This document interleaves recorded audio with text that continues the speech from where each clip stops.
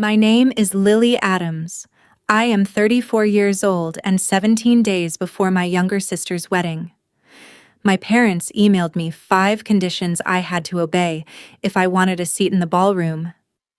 I had to drop every financial complaint against her, sign a confidentiality agreement, surrender my claim to our grandmother's property, contribute $25,000 to the wedding, and read a public apology for damaging family unity. At the bottom, my father had written, "Complete all 5, and we'll let you come." I read the message twice, then noticed the attachment they expected me to sign before midnight.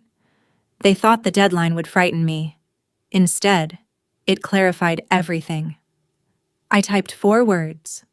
I declined all 5, sent the reply, booked a beach suite in Malibu for the wedding weekend, and called a courier about one final gift. The box looked elegant enough for a bride who had turned her wedding into a 300-person performance. Inside, however, was something she had spent 2 years making sure no one would ever see. I knew she would open it publicly because she had already ordered the MC to announce every expensive present from important family. What she did not know was that my gift had no jewelry, no cash, and no apology. It contained a timeline, a voice recording, and one document carrying a signature that looked exactly like mine, but was not. Before I tell you what she said, and what happened after that box was opened, tell me, what time is it for you right now? Where are you watching from? And what is the weather like there? I'm curious to see how far this story will travel. The first person I mentioned in that email was my younger sister. Her name was Natalie, and for most of our lives, my parents treated her mistakes as emergencies. Everyone else was responsible for solving. She was charming in public, quick with compliments, and gifted at making people feel chosen. At home, she measured relationships by usefulness. When she needed a college deposit, I loaned her the money. When she left a marketing job after 6 months, I helped her rewrite her resume and covered 2 months of rent. When she launched a luxury event company, I introduced her to 3 clients from my accounting firm. Every favor came with the same promise. She would repay me when things stabilized. Things never stabilized. The promises simply changed shape. Our grandmother had seen the pattern before anyone else admitted it. She left a restored coastal house called Mariner's Point to Natalie and me in equal shares, with a strict clause requiring both signatures for loans, sales, or major renovations. The place had sentimental value, but it also generated steady income from small weddings and corporate retreats. I handled the books. Natalie handled promotions. That arrangement lasted until she became engaged to a restaurant developer named Daniel Mercer. He was thoughtful, successful, and completely convinced that Natalie had built her company without family money. I did not dislike him. In fact, that made everything worse. 6 months before the wedding, I noticed a loan payment in the Mariner's Point ledger that I had never approved. The lender's description was vague, and when I asked Natalie about it, she laughed and said it was a temporary line of credit for renovations. I requested the loan file. She delayed. My parents told me not to create tension before the wedding. Then the lender finally sent a partial copy, and there it was, a commercial note for $240,000 secured against the property, bearing what appeared to be my electronic signature. I had never seen the document. I had never authorized the loan. When I confronted Natalie privately, she did not deny using the money. She said the wedding had grown more expensive, her company had cash flow problems, and Daniel's new restaurant needed a bridge investment. Then she leaned across my desk and said, "You own half of something valuable. I needed you to act like family." I told her a forged signature was not a family favor. She rolled her eyes and accused me of being jealous because she was getting married first. That evening, my mother called and said Natalie had made a technical mistake that could be fixed if I signed retroactive consent. My father followed with a message reminding me how embarrassing an investigation would be for everyone. I refused. 2 weeks later, the 5 conditions arrived. The confidentiality agreement was not really about wedding behavior.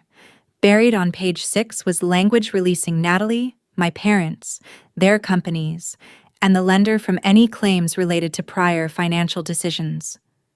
The public apology was not about peace. It was designed to make me look unstable before I ever challenged the forged loan. The $25,000 contribution would help replace money already missing from the property account, and surrendering my share of Mariner's Point would give Natalie complete control of the collateral. For the first time, I saw the conditions as a coordinated plan rather than a collection of insults. They were not offering me permission to attend a wedding. They were asking me to erase the evidence against them while smiling for photographs. I forwarded everything to my attorney, then called my closest friend, Emma Reed. I had known Emma since graduate school, and she was the only person who had warned me years earlier that loyalty without boundaries becomes unpaid labor. She listened without interrupting. When I finished, she asked one question. "Do you want to be understood or do you want to be protected?" I said both. She told me I might have to choose the order. Protection came first. That night, I placed a fraud alert on my credit, requested the complete loan file, and instructed my attorney to notify the lender that my signature was disputed. Then, I booked Malibu. The vacation was real. I needed distance from the wedding and from the version of myself my family expected to appear on command. But the gift was real too. Natalie had spent months planning a grand pre-ceremony presentation in which selected relatives would offer blessings and premium gifts before the doors opened for the vows.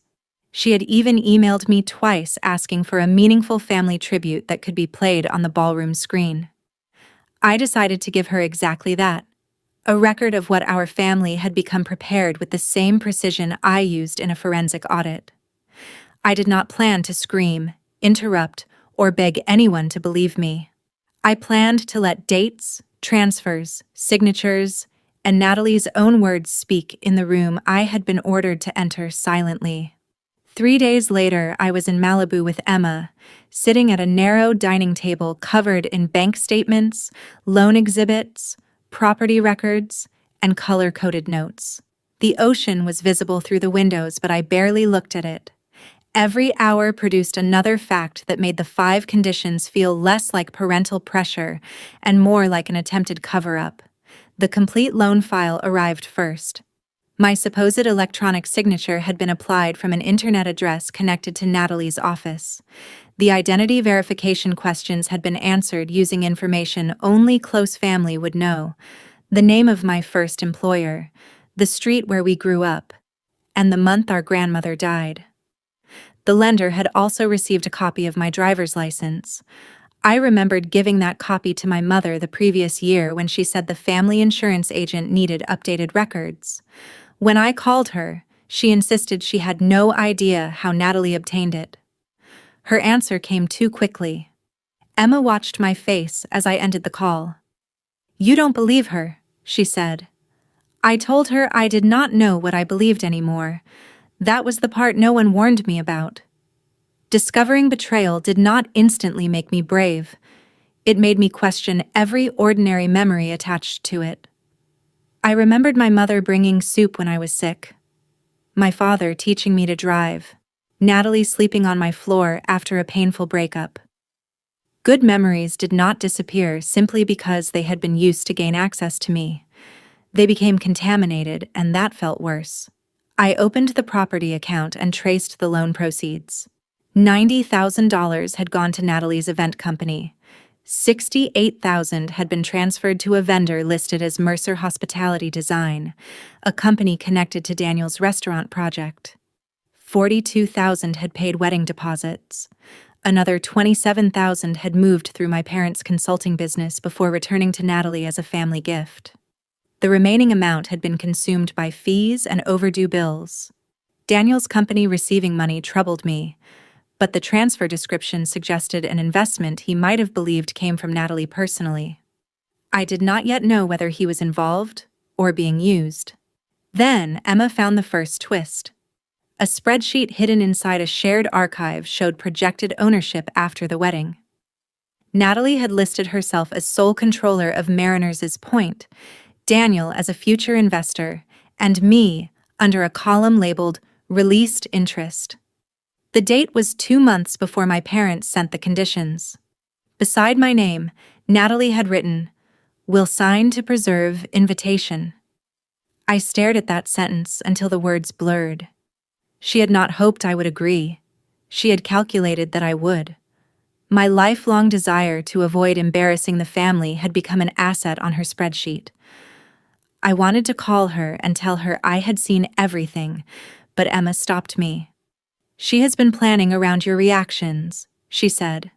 "Do not give her a new reaction to plan around." We continued. In an old voice message thread, I found a recording Natalie had sent after too much wine during a business conference. At the time, I had dismissed it as one of her dramatic late-night complaints. Now it sounded different. She said our parents were finally handling Lily, that once I signed the wedding papers, the loan would become too shared to challenge, and that Daniel never needed to know where the restaurant money originated because he would repay it after opening. Her voice was playful, almost bored. At the end, she laughed and said, "She'll be angry for a month. Then she'll fix it like she always does." I played the message twice. The second time, I felt no surge of victory. I felt ashamed because part of me recognized the pattern as accurately as she did. I had fixed it like I always did. I had protected Natalie from creditors, employers, former friends, and our parents' disappointment. I had called that love because admitting it was fear would have required me to change sooner. That became the emotional center of the gift. I did not want the presentation to be a collection of humiliating childhood stories. I wanted it to show a chain of adult decisions: the forged signature, the diverted funds, the false release, the planned deception of Daniel, and my parents' effort to secure my cooperation. We built a 12-minute video using only documents that could be authenticated. No dramatic music, no insults. Each screen showed a date, an amount, and the source. The final slide contained one sentence: "A wedding cannot create trust where fraud has been used to manufacture consent." I also prepared 3 sealed folders.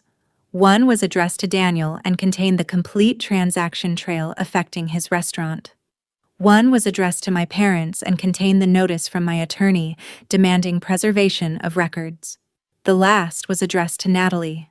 Inside, it was a copy of the 5 conditions, my forward refusal, and a formal demand that she repay the stolen funds and relinquish management access to Mariner's Point. On top, I placed a handwritten note: "You asked for a public apology. This is the public accounting." Emma read it and said it was cold. I told her cold was safer than cruel. The gift would not invent consequences. It would remove the secrecy that had prevented consequences from reaching her. Still, as I sealed the box, I wondered whether truth delivered in front of 300 people was justice or punishment. I did not have a clean answer. I only knew that every private conversation had ended with pressure, denial, or another document pushed toward me. Public image was the shield Natalie valued most. If I wanted her to stop using that shield, I had to place the facts where image could no longer replace them. The next problem was delivery. I refused to sneak into the wedding, impersonate a vendor, or depend on someone secretly filming guests. Natalie had already created the opening I needed. Her planner had sent every close relative a schedule for the legacy gift ceremony, a 40-minute event before the vows in which selected presents would be opened. While a professional live stream ran for remote guests, Natalie had designed it to display the life she wanted everyone to admire. My name was still printed beside the final presentation slot, followed by the words, "Sisters Tribute Video." My parents apparently assumed I would surrender before the deadline. I emailed the planner and said I would not attend, but would honor the scheduled tribute. I attached the video, provided the tracking number for the box, and requested written confirmation that the sealed folders would remain inside until Natalie opened them. The planner replied that Natalie had personally instructed her to feature my contribution because family reconciliation was part of the wedding narrative. The irony was so exact that I almost laughed.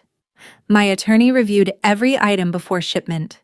She also sent the lender a formal affidavit disputing the signature and requested an immediate freeze on further draws against Mariner's Point.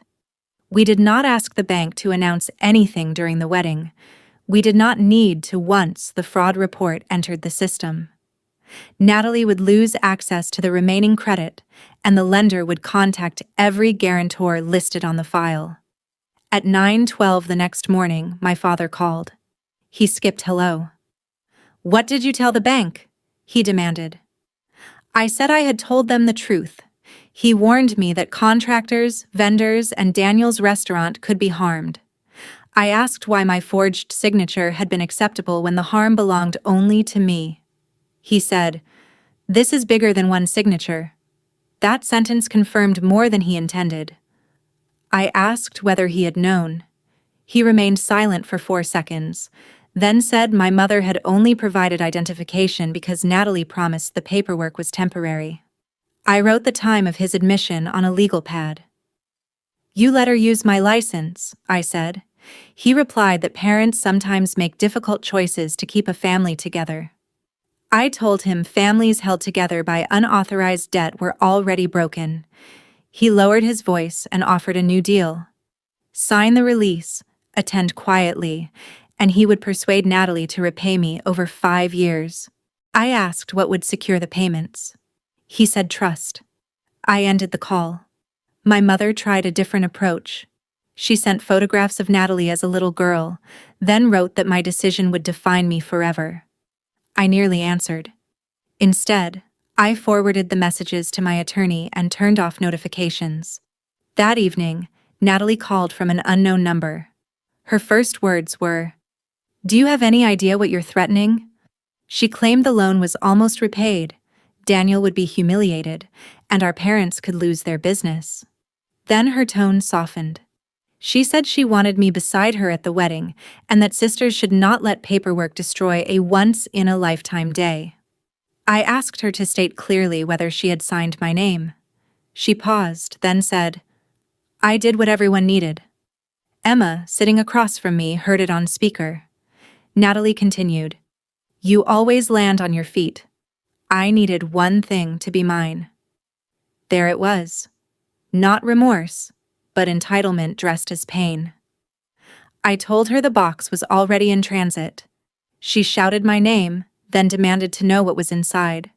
I said, "Everything you were sure I would keep private." After the call, my hands shook so badly I spilled water across the table. Emma did not congratulate me. She helped clean it up. The following morning, we checked into the Malibu suite I had booked, and I placed my phone beside the livestream link. I did not feel powerful. I felt like I had stepped onto a bridge after setting fire to the road behind me. At 4 p.m. California time, the legacy gift ceremony would begin in a ballroom 3 time zones away. At 3:47, the planner sent one message. "Your package is on the presentation table. The bride insisted yours be opened last." Natalie still believed she could control the ending. The live stream opened with a wide view of the ballroom. White orchids climbed the columns, candles covered the tables, and a gold monogram with Natalie and Daniel's initials glowed behind the stage. I could hear more than 300 guests talking as servers moved between them with champagne. For several minutes, nothing happened. Then the MC welcomed everyone to the private celebration before the vows and explained that the couple wanted to honor the families who made this day possible. Emma sat beside me on the sofa, but neither of us spoke. One by one, relatives came forward. Daniel's parents presented an antique watch. My aunt gave Natalie our grandmother's pearl comb. My parents announced that they were contributing to the couple's future home. Each gift produced applause and another carefully framed photograph. Natalie looked radiant. If she was frightened by my phone call, she hid it well. When the MC reached the final item, my mother leaned toward Natalie and whispered something. Natalie shook her head. The MC smiled at the camera and said, "Our last tribute comes from the bride's sister, Lily, who could not be with us today, but sent something especially meaningful." A murmur moved through the room. Natalie stood before anyone could stop her. "My sister and I have had our differences," she said, wearing the soft, wounded expression she used whenever she wanted sympathy. "But I believe today is about forgiveness." Applause followed. My father did not clap. The box was carried onto the stage. It was walnut polished and tied with an ivory ribbon. Natalie glanced toward the live stream camera as if she were looking directly at me. "Whatever she sent," she said, "I accept it with love." She opened the lid. On top was a silver frame displaying a photograph of Natalie and me at Mariner's Point when we were teenagers. Beneath it lay an envelope labeled, "Read aloud." She smiled clearly, expecting an apology, and handed the envelope to the MC. He unfolded the single page. His expression changed after the first line. Natalie reached for it, but he had already read enough for the microphone to carry the words across the room. "To my sister, you asked me to surrender my legal claims, my property interest, my silence, and $25,000 in exchange for permission to attend your wedding. I declined because consent obtained through pressure is not consent." The ballroom went still. My mother rose from her chair. Natalie snatched the letter and scanned the rest. "Turn off the microphone," she whispered. The MC looked toward the planner, uncertain. Then the ballroom screen changed. The tribute video had begun automatically at the time listed in the program. The first slide showed the 5 conditions exactly as my parents had sent them. The second highlighted the release language hidden on page 6. Guests began reading. Daniel stepped closer to the screen. Natalie hurried toward the control table, but the planner blocked her and said the presentation had been approved under her own written instructions. The third slide displayed the $240,000 loan, the disputed signature, and the internet address connected to Natalie's office. Daniel turned toward her. "Why is Lily's name on that?" he asked. Natalie said the document was misleading. The video moved to the transfer chart. $90,000 to her company, $42,000 to wedding deposits, $68,000 to Daniel's restaurant project. His face changed when he saw his business listed. "You told me that money came from your retained earnings," he said. Natalie reached for his arm. He stepped back. My father pushed toward the stage, shouting that private documents were being used out of context. Then the recording played. Natalie's own voice filled the ballroom. "Once Lily signs, the loan becomes too shared to challenge. Daniel never needs to know where the restaurant money started." Her laugh followed.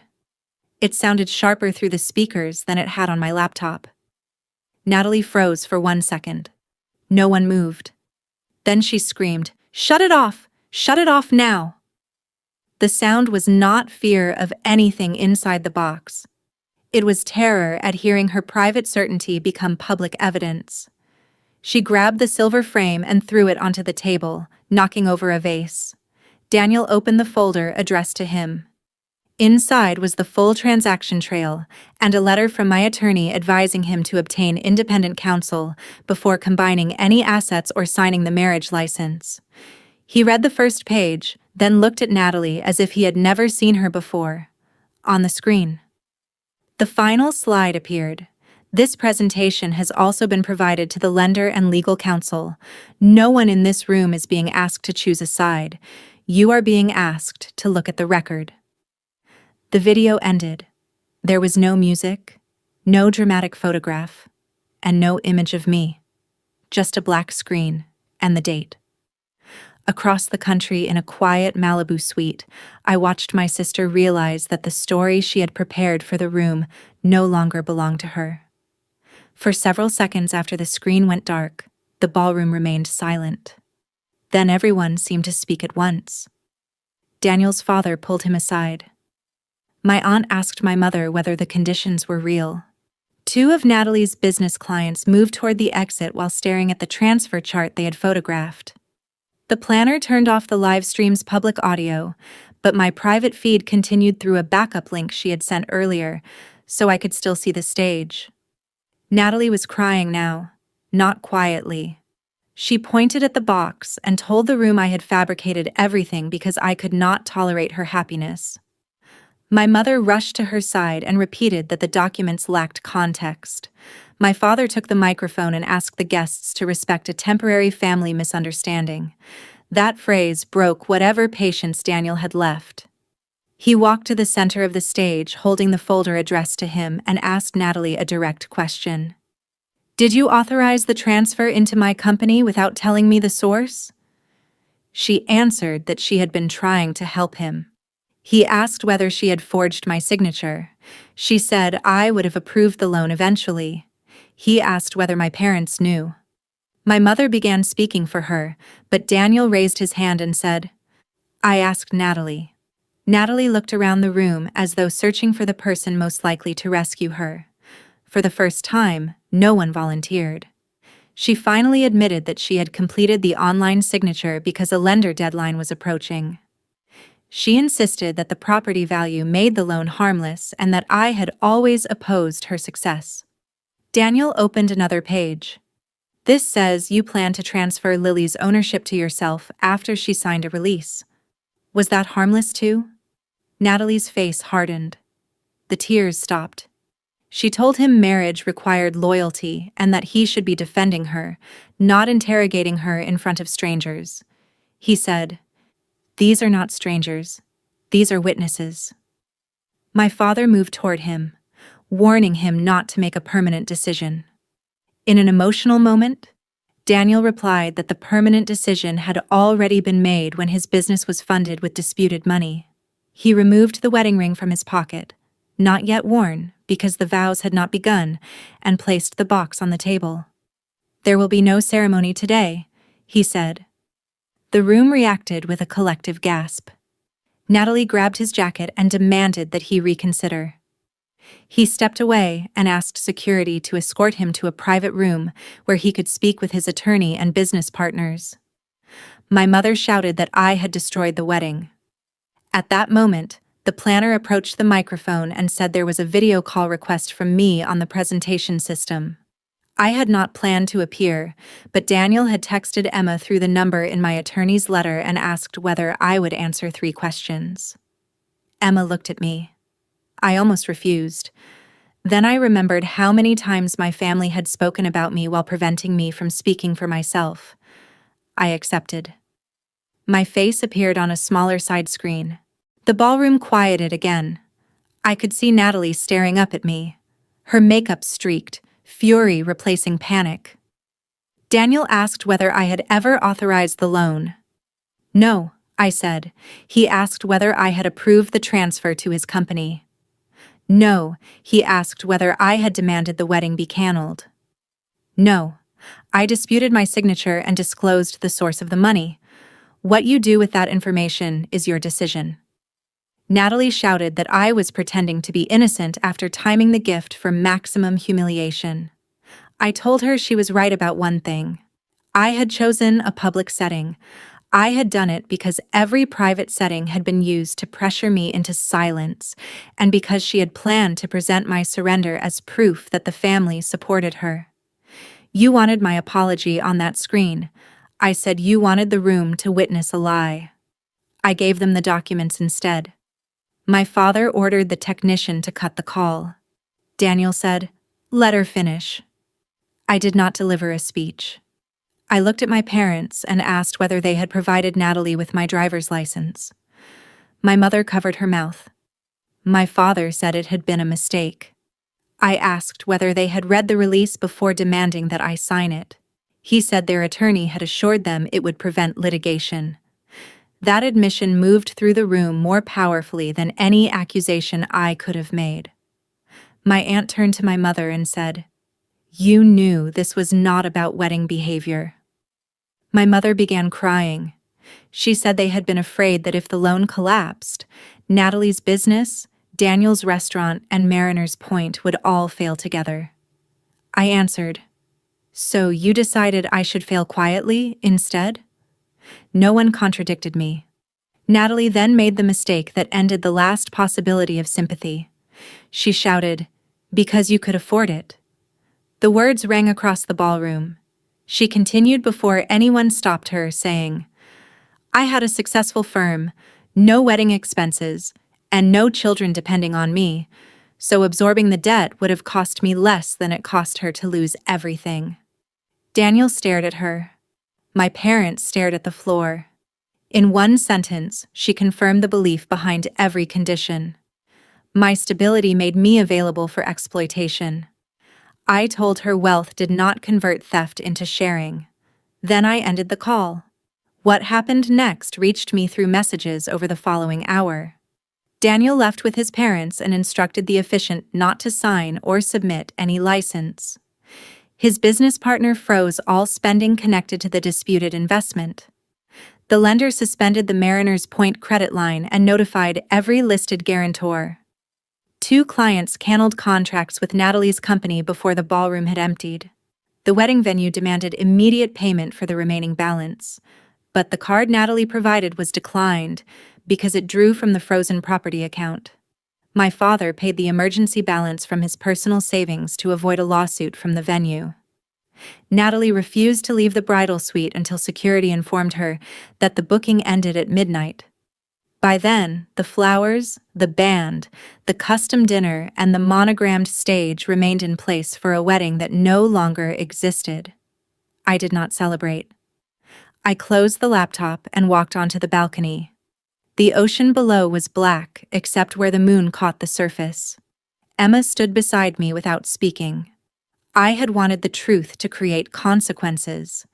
I had not expected the consequences to feel so much like grief. The investigation lasted 7 months.